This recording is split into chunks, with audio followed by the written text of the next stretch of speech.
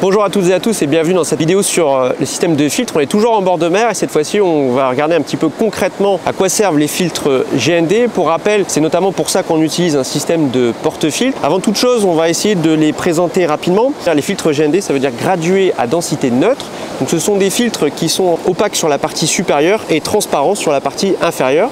Ça sert à équilibrer l'exposition et quand on fait de la photographie de paysage, c'est particulièrement utile. Là, on est en situation de sunset, donc on verra un petit peu lequel utiliser. Simplement, chez Nisi, il y a une large gamme de filtres GND. Ça va ici, vous voyez, j'ai un filtre qu'on qualifie de soft, donc qui est doux, tout simplement parce que la transition est vraiment particulièrement douce, donc du haut jusqu'à la moitié. Le bas est toujours transparent. Et à côté, j'ai vraiment l'inverse. Donc là, c'est un filtre GND hard qui, lui, vous voyez, la transition est vraiment assez nette. Le haut est assez homogène et très opaque et le bas, lui, est totalement transparent. Maintenant, si je compare les deux, hop, vous voyez, j'ai ici le hard et j'ai ici le soft. Donc, il y a entre les deux le médium. Le soft est vraiment utile par exemple en situation de montagne, quand vous avez des sommets, etc.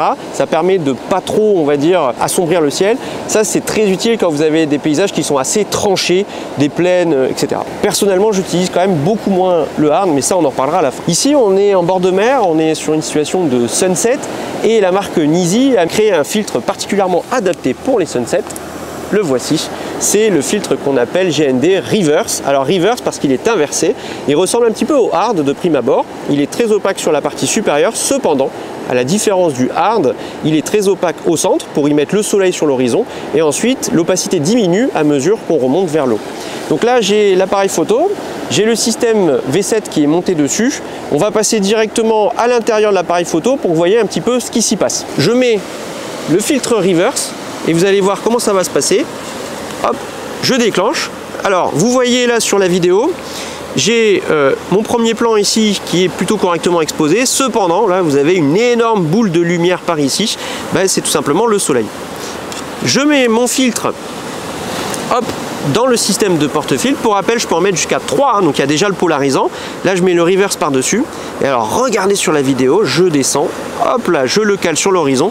Et vous voyez que d'un coup, le soleil est particulièrement bien exposé.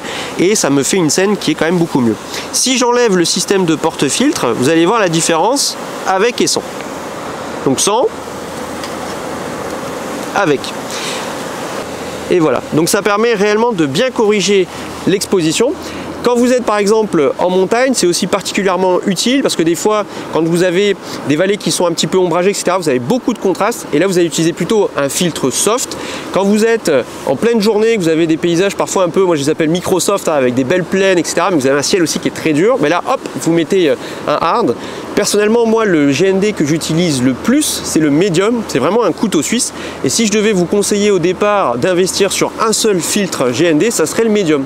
Le médium, il est vraiment très polyvalent et dans la plupart des situations, il suffira très largement. Ensuite, si vous faites beaucoup de sunset, ben, vous utiliserez peut-être le reverse qui est particulièrement utile. Si vous faites de la montagne, le soft sera alors le plus adapté. Et celui qui est peut-être le moins adapté pour la plupart des situations, c'est le hard. Celui-là, c'est vraiment quand même pour une niche en photographie. Bref, cette vidéo sur l'utilisation des filtres GND est à présent terminée.